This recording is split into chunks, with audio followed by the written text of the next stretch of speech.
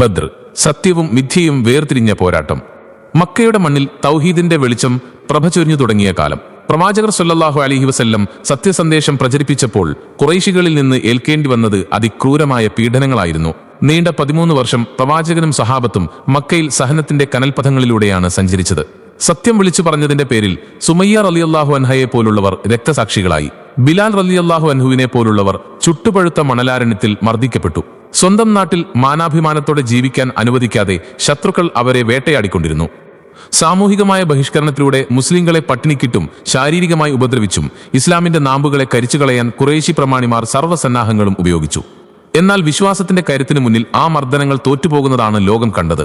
ഒടുവിൽ പ്രവാചകർ സല്ലല്ലാഹു അലൈഹി വസല്ലമയുടെ ജീവന് പോലും ഭീഷണി ഉയർന്ന ഘട്ടത്തിൽ അള്ളാഹുവിന്റെ കൽപ്പനയെത്തി. സ്നേഹത്തിന്റെ തണൽ തേടി പുതിയൊരു പ്രഭാതം സ്വപ്നം കണ്ട് നബി സല്ലല്ലാഹു അലൈഹി വസല്ലം തന്റെ പ്രിയപ്പെട്ട അനുചരന്മാരോടൊപ്പം മദീനയിലേക്ക് ഹിജ്റ പോയി. മദീനയിലെത്തിയതോടെ ഇസ്ലാം ഒരു പുതിയ ഉണർവ് നേടി. അൻസാറുകൾ തങ്ങളുടെ വീടും സമ്പത്തും മുഹാജിറുകൾക്കായി പങ്കുവച്ചു. ആ സ്നേഹവും ത്യാഗവും മദീനയെ കേവലമൊരു നഗരത്തിൽ നിന്നും ശക്തമായൊരു ഇസ്ലാമിക രാഷ്ട്രമായി വളർത്തി. എന്നാൽ മുസ്ലിംകൾ മദീനയിൽ സുരക്ഷിതരാകുന്നത് ശത്രുക്കൾക്ക് സഹിക്കാവുന്നതിലും അപ്പുറമായിരുന്നു. മുസ്ലിംകളെ അവിടെയും സ്വസ്ഥമായി ജീവിക്കാൻ അവർ അനുവദിച്ചില്ല. മദീനയെ സാമ്പത്തികമായി തകർക്കാനും സൈനികമായി ആക്രമിക്കാനും ശത്രുക്കൾ നിരന്തരം ഗൂഢാലോചനകൾ നടത്തിക്കൊണ്ടിരുന്നു. മുസ്ലിംകളുടെ കച്ചവട പാതകൾ തടഞ്ഞും ഭീഷണി സന്ദേശങ്ങൾ അയച്ചും അവർ മദീനയിലെ സമാധാനം കെടുത്താൻ ശ്രമിച്ചു. ഈ ശത്രുതയുടെയും ധിക്കാരത്തിന്റെയും പരിസമാപ്തി എന്നോണമാണ് ഹിജ്റ. 2-ാം വർഷം പരിശുദ്ധമായ റമളാൻ മാസത്തിൽ മുസ്ലിംകളുടെ ആത്മവീര്യവും ഈമാനും ഒരേപോലെ പരീക്ഷിക്കപ്പെടുന്ന ആ ധർമ്മ പോരാട്ടം അരങ്ങേറുന്നത്. നൂറ്റാണ്ടുകളായി അറബികൾ പുലർത്തിപ്പോന്ന അഹങ്കാരത്തെയും അനീതിയെയുമാണ് ബദറിലെ ആ കൊച്ചു സംഘത്തിന് നേരിടാനുണ്ടായിരുന്നത്.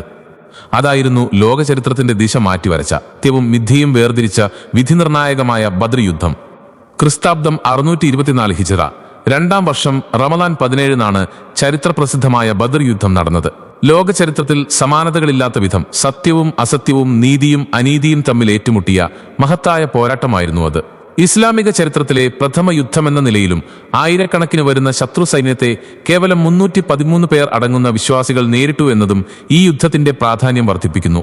ആവശ്യത്തിന് ആയുധങ്ങളോ അംഗബലമോ ഇല്ലാതിരുന്നിട്ടും ഹൃദയത്തിലെ അചഞ്ചലമായ വിശ്വാസക്കരുത്തുകൊണ്ടാണ് അവർ ആ മഹാശക്തിയെ പ്രതിരോധിച്ചത്. അള്ളാഹുവിന്റെ പ്രീതിയും സ്വർഗവും കരസ്ഥമാക്കിയ ആ പുണ്യാത്മാക്കളെ അനുസ്മരിക്കുക എന്നത് ഓരോ വിശ്വാസിയുടെയും കടമയാണ്. യുദ്ധം സമാധാനത്തിനു വേണ്ടിയായിരുന്നു. വിശുദ്ധ ഇസ്ലാമിന്റെ പ്രഖ്യാപിത നയം സമാധാനവും സഹവർത്തിത്വവുമാണ്. എന്നാൽ തിന്മകളോട് വിട്ടുവീഴ്ച ചെയ്യാൻ ഇസ്ലാം തയ്യാറല്ല. അധർമ്മങ്ങൾക്കെതിരെ അണിചേരുക എന്നതാണ് ഇസ്ലാമിക പാഠം.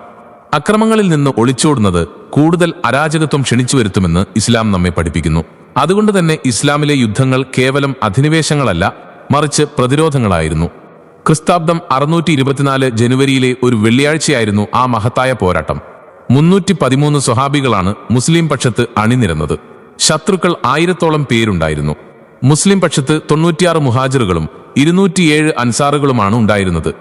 മദീനയിൽ നിന്ന് ഏകദേശം 40 നോട്ടിക് മൈൽ ദൂരെ മാറി സ്ഥിതി ചെയ്യുന്ന മണലാരണ്യമാണ് ബദർ.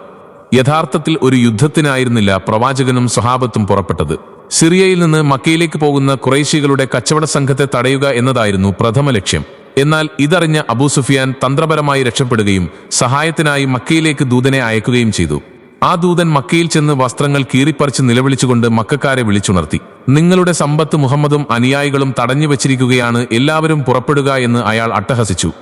ബദറിലേക്ക് പുറപ്പെടാൻ പ്രവാചകൻ ആഹ്വാനം ചെയ്ത സമയത്ത് നടന്ന ഹൃദയസ്പർശിയായ ഒരു സംഭവമുണ്ട്. ഖൈസമ എന്ന പിതാവിനും മകൻ സൈദിനും യുദ്ധത്തിന് പോകാൻ അതിയായ ആഗ്രഹമുണ്ടായിരുന്നു. എന്നാൽ വീട്ടിൽ ഒരാൾ നിൽക്കണമെന്ന സാഹചര്യം വന്നപ്പോൾ സ്വർഗത്തിലേക്കുള്ള യാത്രയിൽ തനിക്ക് ഉപ്പാക്ക് മുൻഗണന നൽകാൻ കഴിയില്ലെന്ന് സയ്യിദ് റളിയല്ലാഹു അൻഹു പ്രഖ്യാപിച്ചു. ഒടുവിൽ നറുക്കെടുപ്പിലൂടെ മകൻ സയ്യിദ് യുദ്ധത്തിന് പുറപ്പെടുകയും അവിടെ വെച്ച് വീരമൃത്യു വരിക്കുകയും ചെയ്തു. സ്വർഗം നേടാൻ പിതാവും മകനും തമ്മിൽ നടത്തിയ ആ മത്സരം വിശ്വാസത്തിന്റെ ആഴം നമുക്ക് കാണിച്ചു തരുന്നു. അബൂജഹലിന്റെ നേതൃത്വത്തിൽ 1000 ഭടന്മാരും 100 കുതിരകളും 700 ഒട്ടകങ്ങളുമായി അവർ മദീന ലക്ഷ്യമാക്കി നീങ്ങി. ആവേശം പകരാൻ നർത്തകിമാരും വാദ്യമേളങ്ങളും അവരുടെ കൂടെയുണ്ടായിരുന്നു. കച്ചവട സംഘം രക്ഷപ്പെട്ടുവെന്നും ഇനി നേരിടേണ്ടത് അബൂജഹലിന്റെ വൻ സൈന്യത്തെയാണെന്നും അറിഞ്ഞ മുസ്ലിംകൾ അല്പനേരം ചർച്ച നടത്തി. എന്നാൽ അവരെല്ലാം അള്ളാഹുവിൽ ഭരമേൽപ്പിച്ച് പ്രവാചകന്റെ പിന്നിൽ അടിയുറച്ചു നിൽക്കാൻ തീരുമാനിച്ചു. വിശ്വാസിയുടെ കരുത്ത് അവന്റെ ഈമാനാണ്. ആയുധബലത്തിലോ എണ്ണത്തിലോ അല്ല, മറിച്ച് അള്ളാഹുവിലുള്ള ഉറച്ച വിശ്വാസത്തിലായിരുന്നു അവരുടെ പ്രതീക്ഷ. സൈന്യത്തെ അണിനിരത്തുന്ന സമയത്ത് മറ്റൊരു അത്ഭുതകരമായ കാഴ്ചയുണ്ടായിരുന്നു. കൊച്ചു ബാലനായ ഉമൈർ ബിൻ അബി വഖാസ് റളിയല്ലാഹു അൻഹു പ്രായക്കുറവ് കാരണം നബി സല്ലല്ലാഹു അലൈഹി വസല്ലം മടക്കി അയക്കുമെന്ന് ഭയന്ന് ആ കുഞ്ഞുമോൻ ഒളിച്ചു നിന്നു. എന്നാൽ നബി അദ്ദേഹത്തെ കാണുകയും തിരിച്ചു പോകാൻ ആവശ്യപ്പെടുകയും ചെയ്തപ്പോൾ ആ കുഞ്ഞുമോൻ പൊട്ടിക്കരഞ്ഞു. അള്ളാഹുവിന്റെ മാർഗത്തിൽ പോരാടാനുള്ള ആ ആഗ്രഹം കണ്ട് നബി അദ്ദേഹത്തിന് അനുവാദം നൽകി. സ്വർഗം കൊതിക്കുന്നവന് പ്രായം ഒരു തടസ്സമല്ലെന്ന് ആ ബാലൻ ലോകത്തിന് കാണിച്ചു കൊടുത്തു. ഒരു ഭാഗത്ത് അബൂജഹലിന്റെ നേതൃത്വത്തിൽ സകല ആയുധങ്ങളുമായി എത്തിയ വൻ സൈന്യം, മറുഭാഗത്ത് ലോകാനുഗ്രഹി പ്രവാചകർ സല്ലല്ലാഹു അലൈഹി വസല്ലമയുടെ നായകത്വത്തിലെത്തിയ നിരായുധരായ ഒരു ചെറിയ സംഘം. സത്യദീനിന്റെ വേരറുക്കാൻ അഹങ്കാരത്തോടെ എത്തിയ 1000 പേരും ആ ദീനിന്റെ നിലനിൽപ്പിനു വേണ്ടി ജീവൻ നൽകാൻ തയ്യാറായ 313 പേരും തമ്മിലായിരുന്നു ആ പോരാട്ടം. ഇത് വെറും ഒരു യുദ്ധമായിരുന്നില്ല, അള്ളാഹുവിന്റെ ദാസന്മാരും സാത്താന്റെ സൈന്യവും തമ്മിലുള്ള ഏറ്റുമുട്ടലായിരുന്നു. അള്ളാഹുവിനു വേണ്ടി രക്തസാക്ഷിത്വം മോഹിച്ചവരും അഹങ്കാരത്തോടെ ഭൂമിയിൽ വാഴാൻ കൊതിച്ചവരും തമ്മിൽ നേർക്കുനേരെ നടന്ന ഒന്നാമത്തെ ധർമ്മ പോരാട്ടമായിരുന്നു ബദർ. യുദ്ധഭൂമിയിൽ ഇരുവിഭാഗവും മുഖാമുഖം നിന്നു. പ്രവാചകർ സല്ലല്ലാഹു അലൈഹി വസല്ലം സ്വഹാബത്തിനെ അണിനിരത്തി. ശേഷം അബൂബക്കർ റളിയല്ലാഹു അൻഹുവിനോടൊപ്പം കൂടാരത്തിൽ കയറി അള്ളാഹുവിനോട് മനമുരുകി ദുആ ചെയ്തു. അള്ളാഹുവേ, നീ വാഗ്ദാനം ചെയ്ത സഹായം ഇപ്പോൾ എനിക്ക് വേണം. ഈ കൊച്ചു സംഘം ഇവിടെ നശിച്ചു പോയാൽ നിന്നെ ആരാധിക്കാൻ ഇനിയാരും ഭൂമിയിൽ അവശേഷിക്കില്ല എന്നായിരുന്നു ആ പ്രാർത്ഥന. റമളാൻ നോമ്പ് നിർബന്ധമാക്കപ്പെട്ട ആദ്യ വർഷമായിരുന്നു അത്. സ്വഹാബികൾ നോമ്പുകാരായാണ് പോരാട്ടത്തിൽ പങ്കെടുത്തത് എന്നത് പ്രത്യേകം സ്മരണീയമാണ്. ദുആയിൽ നിന്ന് വിരമിച്ച് യുദ്ധമുഖത്തെത്തിയ പ്രവാചകർ സ്വഹാബികൾക്ക് ആവേശം നൽകി. ഉറച്ചുനിന്ന് പോരാടി മരിക്കുന്നവന് അള്ളാഹു സ്വർഗം നൽകുമെന്ന് അവിടുന്ന് പ്രഖ്യാപിച്ചു.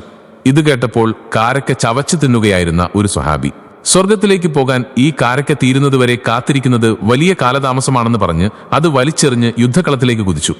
അദ്ദേഹം രക്തസാക്ഷിയായി സ്വർഗത്തിൽ പ്രവേശിച്ചു. ശത്രുപക്ഷം സകല യുദ്ധസന്നാഹങ്ങളോടും കൂടിയാണ് വന്നത്. 600 അങ്കിധാരികളും 100 കുതിരപ്പടയാളികളും അവർക്കുണ്ടായിരുന്നു. എന്നാൽ മുസ്ലിം പക്ഷത്ത് ആവശ്യത്തിന് ഭക്ഷണമോ ആയുധങ്ങളോ ഉണ്ടായിരുന്നില്ല. കേവലം 70 ഒട്ടകങ്ങളും 6 കുതിരകളും മാത്രമാണ് ഉണ്ടായിരുന്നത്. കയ്യിലുണ്ടായിരുന്ന വാളുകൾ പോലും അപൂർണമായിരുന്നു. എങ്കിലും സത്യവും അസത്യവും തമ്മിലുള്ള ആ പോരാട്ടത്തിൽ അവർ പതറിയില്ല. യുദ്ധം അതിരൂക്ഷമായി നടക്കുകയാണ്. ഉഖൈസ റളിയല്ലാഹു അൻഹുവിന്റെ വാൾ ഒടിഞ്ഞു പോയപ്പോൾ പ്രവാചകൻ അദ്ദേഹത്തിന് ഒരു വിറകുതടിയാണ് നൽകിയത്. എന്നാൽ ആ തിരുക്കരങ്ങളുടെ ബറക്കത്ത് കൊണ്ട് ആ മരക്കഷ്ണം വെട്ടിത്തിളങ്ങുന്ന കരുത്തുറ്റ വാളായി മാറി. പ്രവാചകനിലുള്ള വിശ്വാസം കൊണ്ട് ഒരു മരക്കഷ്ണം പോലും അത്ഭുതങ്ങൾ പ്രവർത്തിക്കുമെന്ന് ബദർ നമുക്ക് പറഞ്ഞു തരുന്നു. പോരാട്ടം കൊടുമ്പിരിക്കൊള്ളുന്ന സമയത്താണ് അൻസാരികളായ മുആദും മുഅവ്വിദും എന്ന 2 കുരുന്നുകൾ അബൂജഹലിനെ തെരഞ്ഞെത്തുന്നത്. പ്രവാചകനെ നിന്ദിച്ചവനെ വധിക്കാതെ മടങ്ങില്ലെന്നുറപ്പിച്ച ആ ബാലന്മാർ കഴുകൻ ഇരയെ പിടിക്കുന്നത് പോലെ അബൂജഹലിന് മേൽ ചാടി വീഴുകയും ആ അഹങ്കാരിയെ വെട്ടിവീഴ്ത്തുകയും ചെയ്തു.